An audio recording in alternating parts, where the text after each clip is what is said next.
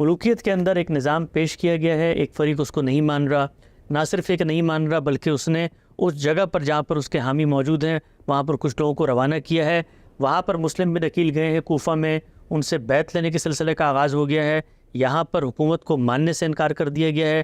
تو یہ سارا کا سارا جو معاملہ ہے یہ اس ملوکیت کے اندر کیا آپ کی نظر میں محض ایسے ہی ہے کہ الیکشن ہو گیا اور اس کو آدمی نے قبول نہیں کیا؟ جب الیکشن ہوتے ہیں اور اسے کوئی قبول نہیں کرتا اس کا مطلب بھی یہی ہوتا ہے کہ بڑا واقعہ ہو گیا، اور اگر جن لوگوں نے قبول نہیں کیا وہ بڑے سیاسی زعماء ہیں، ان کی کوئی حیثیت ہے، تو حکومتوں کے تختے الٹ جاتے ہیں۔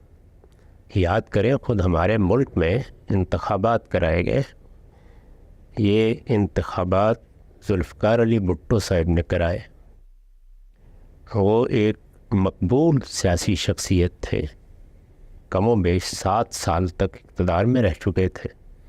ان انتخابات کے نتائج کو ان کے مقابلے میں جو لوگ انتخاب لڑ رہے تھے انہوں نے قبول کرنے سے انکار کر دیا۔ جب قبول کرنے سے انکار کر دیا اور ان کی حمایت میں لوگ بھی باہر نکل آئے، جگہ جگہ احتجاج ہونے لگا، تو حکومت کا نظم معطل ہو گیا۔ اس کے بعد آپ جانتے ہیں کئی مہینے تک مذاکرات کرنا پڑے، دونوں طرف کے لوگ بیٹھے اور انہوں نے مذاکرات کیے۔ یہ الگ بات ہے کہ وہ مذاکرات کامیاب نہیں ہوئے اور پھر پاکستان کی فوج نے اقتدار سنبھال لیا، جیسے کہ وہ ہمیشہ کرتی رہی ہے۔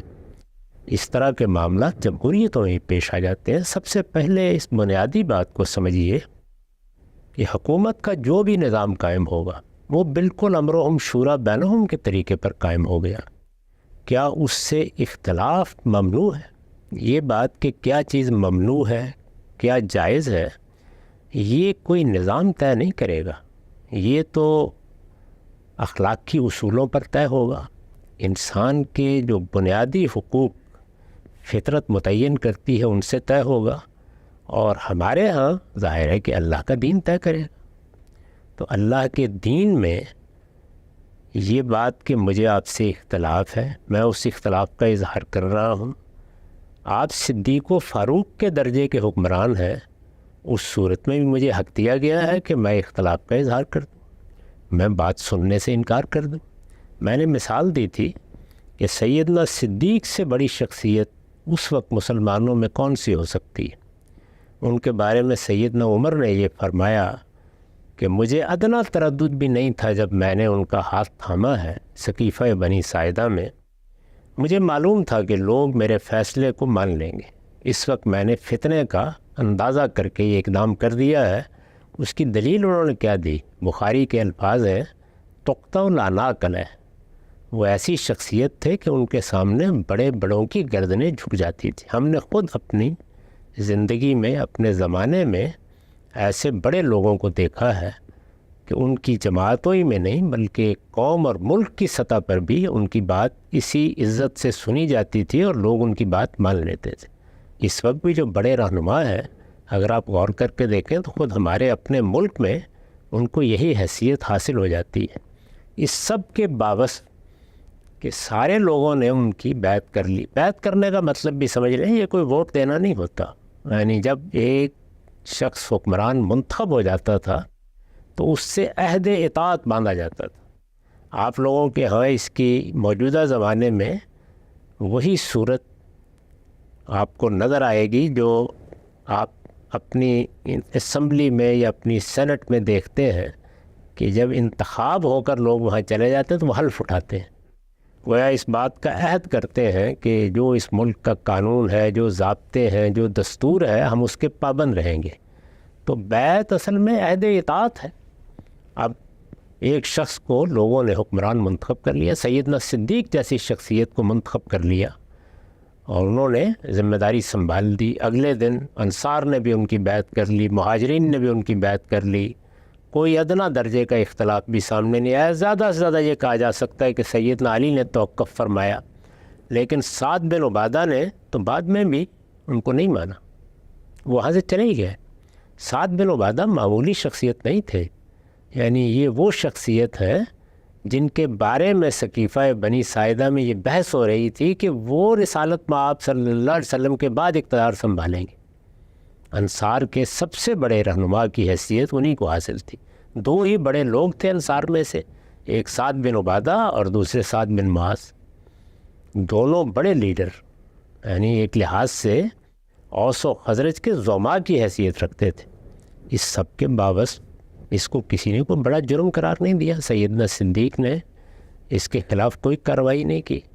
تو اب ذرا ابتدا سے دیکھیے، یعنی مجھے ایک حکومت قائم ہو گئی ہے اور بالکل ٹھیک جمہوری طریقے پر قائم ہو گئی ہے، اختلاف ہے اس سے، میں اپنے اختلاف کا اظہار کروں، میں اس پہ تنقید کر رہا ہوں، تنقید کروں۔ جو آدمی منتخب کیا گیا ہے مجھے اس پر اطمینان نہیں ہے، میں اپنے عدم اطمینان کا اظہار کروں گا۔ ان میں سے کوئی چیز بھی جرم نہیں ہے۔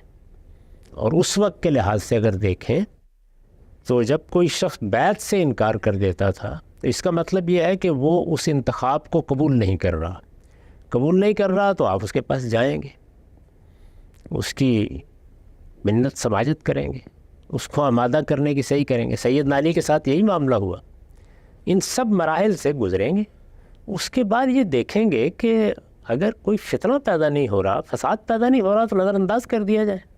یعنی ایک ایک شخص سے بیعت لینا کیا کوئی لازم ہے؟ اس وقت حکومتیں قائم ہو جاتی ہیں ہمارے ملکوں میں، ہزاروں لوگوں کو، لاکھوں لوگوں سے ان سے اختلاف ہوتا ہے۔ اگر لوگوں سے کہیں کہ آئے یہ فلاں صاحب کی بیعت کر لیں، ان کی حکومت قائم ہو گئی ہے، تو آپ کے خیال کے مطابق سب لوگ کرنے کے لیے حاضر ہو جائیں گے؟ تو بیعت عہد اطاعت ہے۔ اس وجہ سے اگر کسی نے اختلاف کیا ہے، کرنے سے انکار کر دیا ہے، تو اس پر کوئی کارروائی کیوں کریں گے آپ اس کے خلاف؟ میں یہ نہیں عرض کر رہا کہ حکومتیں کارروائی کرتی نہیں، کرتی ہیں، لیکن میں تو آپ کو یہ بتا رہا ہوں کہ آپ کے دین میں کیا یہ بتایا گیا ہے کہ اس شخص کی گردن مار دی جائے؟ آپ جائیں گے، بات کریں گے، قائل کرنے کی صحیح کریں گے، ان کی حمایت حاصل کرنے کی صحیح کریں گے۔ اس وقت بھی یہی ہوتا ہے، لوگ منتخب ہو جاتے ہیں، دوسرے بعض رہنما، بعض زعماء، بعض پارٹیوں کے لیڈر اس سے اختلاف کا اظہار کرتے ہیں، ان کے پاس جاتے ہیں، رات رات بھر مذاکرات ہوتے رہتے ہیں۔ اسی طریقے سے حکومتیں قائم ہو جاتی ہیں، بین الاقوامی سطح پر ان حکومتوں کو تسلیم کرنے سے انکار کر دیا جاتا ہے۔ افغانستان کی حکومت کو اس وقت دنیا نے تسلیم نہیں کیا، ہم نے بھی تسلیم نہیں کیا ہوا، پھر یعنی انہیں ہم پر حملہ آور ہو جانا چاہیے۔ تو کسی حکومت کو فرد تسلیم نہیں کرتا، کسی حکومت کو کوئی جماعت تسلیم نہیں کرتی، اسی طریقے سے کوئی قوم تسلیم نہیں کرتی، ممالک تقسیم نہیں کرتے، بین الاقوامی قانون تسلیم نہیں کرتا۔ اس سے اس کو یہ حق نہیں حاصل ہو جاتا کہ وہ اقوام متحدہ پر حملہ کرنے کے لیے تیار ہو جائے، قائل کیا جاتا ہے۔ تو اس لیے اگر سیدنا حسین نے معاویہ رضی اللہ عنہ کے اس فیصلے کو قبول نہیں کیا، اور میں نے عرض کر دیا تھا کہ اس وقت دو ہی بڑی سیاسی قوتیں تھیں، ایک بنو امیہ اور دوسرے بنو ہاشم، اور خاص طور پر شیعان علی، بلکہ صحیح تعبیر یہ ہوگی کہ ایک طرف شیعان علی تھے، دوسری جانب شیعان معاویہ تھے۔ شیعان معاویہ کو اقتدار حاصل ہو گیا، سیدنا حسن نے ایک معاہدے کے ذریعے سے ان کے حق میں دستبرداری اختیار کر لی۔ اس وقت بھی اگر آپ تاریخ پڑھیں تو سیدنا حسین کو ان کے اس فیصلے سے اختلاف تھا، بلکہ تاریخوں میں یہ ذکر آتا ہے کہ سیدنا حسن نے بہت تنبیہ کی اس موقع پر، اور یہ کہا کہ میں تمہیں قید کر دوں گا، اب میں نے فیصلہ کر لیا ہے، اس لیے اس فیصلے پر عمل ہونا چاہیے۔ سیدنا حسن نے سیدنا حسین کو کہا، کیا سیدنا حسین کو کہا، بھائی تھے، یعنی آج کے زمانے میں کھڑے ہو کر اپنی عقیدتوں کے حوالے سے نہیں دیکھنا چاہیے۔ یہ سب ہوا، اس کے بعد ایک دن نہیں، 2 دن نہیں، 20 سال معاویہ رضی اللہ عنہ نے حکومت کی ہے پوری شان کے ساتھ۔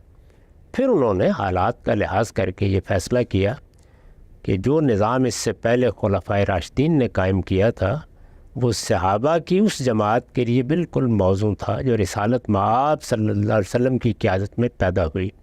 اس کے رہنما بالکل متعین تھے، وہ 10-12 لوگ تھے، اس کا مستقر بھی بالکل واضح تھا، وہ مدینہ ہی تھا۔ مہاجرین و انصار کی جماعتیں بھی بالکل متعین تھیں جو اس وقت سیاسی عصبیت رکھتی تھیں، اس لیے وہ نظم چلتا رہا۔ اب جو سلطنت بن گئی ہے، اور اتنی بڑی سلطنت ہے، اس وقت تو جزیرہ نما عرب بلکہ اس کے بھی بعض علاقے ابھی پوری طرح زیر اقتدار نہیں آئے تھے، وہاں تک حکومت محدود تھی. اب یہ 3 بر اعظموں تک پہنچ رہی ہے، اس میں یہ نظام نہیں چل سکتا. فیصلہ کیا انہوں نے. میں نے یہ عرض کیا تھا کہ اگر امرهم شورا بینہم کے اصول پر عمل کرنا ممکن نہیں رہا اور کوئی شخص دیانتداری سے اس نتیجے پر پہنچا، اور وہ مسلمانوں کا ایک بڑا رہنما ہے، اس نے 20 سال تک حکومت کی ہے، اور یہ نتیجہ بھی اس نے مشورہ کر کے بہت سے لوگوں کے ساتھ انہوں نے مذاکرات کیے ہیں، بہت سے لوگوں سے بات کی ہے، ان سے پوچھا ہے، اس میں کئی برس لگے ہیں، تو پھر انہوں نے ایک فیصلہ کر لیا. اس فیصلے کو سیدنا حسین نے، جو دوسری بڑی سیاسی قوت کی رہنمائی کر رہے تھے، قبول نہیں کیا. جب انہوں نے قبول نہیں کیا تو میرے نزدیک وہ پورا حق رکھتے تھے کہ قبول نہ کریں. اس پہ تنقید کرنا چاہتے کر سکتے تھے، لوگوں کو بتانا چاہتے کہ اس میں یہ خرابی ہے، وہ بھی ٹھیک تھا. انہوں نے اس طرح کی کوئی تقریر نہیں کی. وہ گریز کر کے مدینہ سے نکل آئے. مکہ میں حج کا زمانہ تھا، وہاں لوگ سارے عالم اسلام سے جمع ہوئے تھے. انہوں نے وہاں پر بھی کوئی تقریریں نہیں کی، کوئی بات بیان نہیں کی، لوگوں کو اشتعال دلانے کی کوشش نہیں کی، کسی فساد کی بنیاد نہیں رکھی. اپنے بچوں کے ساتھ وہ نکلے، اس لیے کہ کوفہ ان کے والد کا دارالحکومت رہا تھا، اور شیعان علی کی وہاں بہت بڑی تعداد بھی تھی. انہوں نے جب مسلم بن عقیل کو بھیجا ہے تو لوگ چوک در چوک نکلے ہیں. لوگوں کی محبت ہوتی ہے، تعلق ہوتا ہے. اس وقت بھی اگر آپ پاکستان میں دیکھیں تو بعض شہروں میں بعض شخصیات کو غیر معمولی مقبولیت حاصل ہوگی. آپ کے ہاں میرے جیسا ایک آدمی بتا سکتا ہے کہ یہ وہ پٹی ہے جس میں فلاں پارٹی کو اکثریت حاصل ہے، یہ پٹی وہ ہے. یہ امریکہ میں دیکھیے آپ جانتے ہیں نا، یہ ریڈ سٹیٹس ہیں، یہ بلیو سٹیٹس ہیں، جانتے ہیں نا آپ. تو اس طرح بہت سی جگہوں پر کسی خاص شخصیت یا کسی خاص جماعت کو زیادہ مقبولیت حاصل ہوتی ہے. ان کا خیال تھا کہ کوفے میں بہت بڑی تعداد ہمارے حامیوں کی ہے. پھر وہاں کے زعماء نے، وہاں کے بڑے لوگوں نے ان کو خطوط لکھے اور یہ کہا کہ یہ اگر آپ حکمت عملی کے لحاظ سے دیکھیں تو بڑی غیر معمولی جگہ ہے. یعنی اس کی ایک اسٹریٹجک اہمیت تھی کوفہ کی. اگر آپ نقشے میں دیکھیں، یہاں اگر آپ آ جائیں تو ہم آپ کا ساتھ دینے کے لیے تیار ہیں. حالات کا جائزہ لینے کے لیے انہوں نے مسلم کو بھیجا وہاں پہ. حالات پلٹ گئے ان کے جانے سے پہلے، لیکن لوگ ان پہ عہد مان رہے تھے. یہ جو بیعت کی جا رہی تھی، یہ گویا اس بات کا عہد تھا کہ آپ آئیں گے یہاں تو ہم آپ کا ساتھ دینے کے لیے تیار. یہ وہ نظام اقتدار کے لیے کوئی الگ نہیں، ابھی کوئی اس طرح کا اقدام کیا ہی نہیں انہوں نے سرے سے. تو اس طرح کے عہد معاہدے عربوں میں عام ہوتے رہتے تھے. یعنی خود رسالت میں آپ صلی اللہ علیہ وسلم نے مختلف موقعوں پر بیعت لی ہے. کبھی اسلام کی بیعت لی ہے، بیعت رضوان. اب کیا آپ اس کے بارے میں یہ کہیں گے کہ یہ بیعت وہ ہے کہ جس کے بعد گویا اقتدار منتقل ہو گیا؟ نہیں، بہت سے عہد معاہدے اسی طرح ہوتے تھے، اس زمانے کا عام رواج تھا. اسی کے تحت لوگوں نے ان کے ساتھ عہد باندھا. لیکن حکومت کی طرف سے اقدام ہوا اور انہوں نے جو اس سے پہلے وہاں کے عامل تھے، آپ گورنر کہہ سکتے ہیں جدید اصطلاح میں، ان کو تبدیل کر دیا اور ایک ایسے شخص کو بھیج دیا جس نے پوری قوت کے ساتھ لوگوں کو بتا دیا کہ اگر کوئی اس طرح کی حرکت ہوئی یا اس طرح کا کوئی بغاوت کا اقدام ہوا تو میں کیا کروں گا. یہ بھی بالکل معمول کی بات ہے. لوگ ساتھ دینے کے لیے تیار ہوتے ہیں، ان کے دل بھی آپ کے ساتھ ہوتے ہیں، لیکن بعض اوقات حکومت ایسا اقدام کرتی ہے کہ اس کے بعد لوگ ٹھٹر کر بیٹھ جاتے ہیں. ابھی آپ کے ہاں 9 مئی کو کیا ہوا ہے؟ تو ایسا ہی ہوتا ہے بھائی. سیاسی چیزوں کو سیاسی طریقے سے دیکھنا چاہیے. لوگوں کی بڑی تعداد ان کے ساتھ تھی، ان کے دل ان کے ساتھ تھے، وہ چاہتے تھے کہ ساتھ دیں. اس چیز کو سامنے رکھ کر انہوں نے سفر کیا. ابھی کوئی اقدام نہیں کیا. اپنے بچوں کو لے کر، اپنے خاندان کے لوگوں کو لے کے وہاں جا رہے تھے. ایک جگہ سے دوسری جگہ منتقل ہونا کوئی جرم کی بات ہے. اگر کسی جگہ آپ کی زیادہ حمایت ہے، وہاں جانے میں کوئی دینی لحاظ سے، اخلاقی لحاظ سے مانے ہے، وہاں جانے کے بعد اگر لوگ ان کا ساتھ دیتے اور وہ کوئی اقدام کرتے تو اب یہ سوال پیدا ہوتا کہ حکومت کو کیا حق حاصل ہوا ہے. اس طرح کا کوئی معاملہ نہیں ہوا. اچھا، حکومت کو یہ محسوس ہوا کہ یہ یہاں آئیں گے تو بغاوت ہو جائے گی. وہ اس کو روکنا چاہتی تھی. ہر حکومت روکتی ہے. تو اس کا طریقہ کیا تھا؟ اس کا طریقہ یہ تھا کہ ان کو اگر واپس کرنا تو واپس کر دیا جاتا. وہ چلے جاتے، کہیں قیام فرماتے تو آپ ان کو ان کے گھر میں محصور کر دیتے، نظر بند کر دیتے. حکومت کے لیے ایک ایسی شخصیت کو جس کے ساتھ اس کے خاندانی کے لوگ ہیں، مار دینا، قتل کر دینا، یہ ضروری تھا؟ یہ کوئی معمولی اقدام ہے؟ یعنی یہ ایسے ہی کیا جا سکتا ہے؟ تو ہمارے دین کا قانون یہ ہے کہ آپ حکومت سے اختلاف کریں، آپ تنقید کریں، آپ کہیں، برملا کہیں کہ ہم اس حکومت کو تبدیل کرنا چاہتے ہیں، یہ سب باتیں آپ کو کہنے کا حق حاصل ہے۔ جب تک فساد پیدا نہیں ہوگا کسی شخص کی جان نہیں لی جا سکتی۔ اس لیے میں یہ کہتا ہوں کہ ان کی شہادت ایک مظلومانہ شہادت تھی، یعنی انہوں نے کسی جرم کا کوئی ارتکاب نہیں کیا تھا، ابھی کوئی اقدام نہیں کیا۔ جتنے اقدامات انہوں نے کیے، یہ خیال کرنا کہ میں حق ہوں، میں بہتر حکومت چلا سکتا ہوں، یا اس وقت ہم جو نظام دیں گے وہ اس کے مقابلے میں بہتر ہوگا، یا ہم لوگوں کی بہتر طریقے سے خدمت کریں گے، یا ہمارا یہ حق ہے، لوگ اس سے پہلے بھی ہماری حکومت کو یا میرے والد کی حکومت کو مان چکے تھے۔ یہ سب باتیں جتنی ہیں سب جائز باتیں، ان میں سے کسی چیز پر اعتراض نہیں کیا جا سکتا۔ اس کے لیے کسی جگہ جانا، اپنے حامیوں کو منظم کرنا، ان کی بات سننا، وہ وہاں جاتے حالات کا جائزہ لیتے، اور ظاہر ہے کہ ایک زیرک رہنما کی حیثیت سے اگر محسوس کرتے کہ کوئی اقدام کیا جا سکتا ہے تو کر لیتے۔ اچھا، اقدام کرنا کوئی ممنوع چیز ہے؟ جب حکومت استبداد کی بنیاد پر قائم ہوتی ہے، یعنی میں نے آگے جا کے دہلی کے تخت پر قبضہ کر لیا تو میرا حق تھا کہ میں قبضہ کر لوں، اب آنے والے کا حق نہیں ہے، یہ سب ہوگا۔ حکومتوں کو کسی اقدام کے خلاف کوئی اقدام کرنے کا حق اس وقت حاصل ہوتا ہے جب فساد برپا کر دیا جائے، کیونکہ قرآن نے یہ بات صاف صاف لفظوں میں کہہ دی ہے کہ انہو من قتل نفسا بغیر نفس و فساد فی الارض فکانما قتل الناس جمیعا۔ کسی شخص کی جان اسی وقت لی جا سکتی ہے کہ وہ کسی کو قتل کر دے یا کوئی فساد برپا کرے۔ اس طرح کی کوئی چیز نہ انہوں نے مکے میں کی، نہ مدینے میں کی، نہ راستے میں کی، نہ یہاں آ کے کی، بلکہ بار بار کہا کہ مجھے واپس جانے دیا جائے۔ کیوں نہیں واپس جانے دیا گیا؟ تو اس لیے معاملے کو ایسے دیکھنا چاہیے۔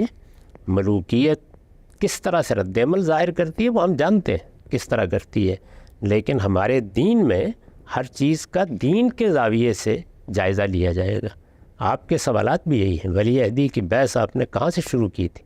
وہ ملوکیت سے شروع کی تھی یا دین سے شروع کی تھی؟ تو اس میں نے آپ کو یہ بتایا کہ دین میں تو یہ طے کر دیا گیا ہے کہ امرہم شورا بینہم، یہی دین کی ہدایت ہے، یہی دین کا مطالبہ ہے، اسی کے مطابق حکومتیں قائم ہونی چاہیے۔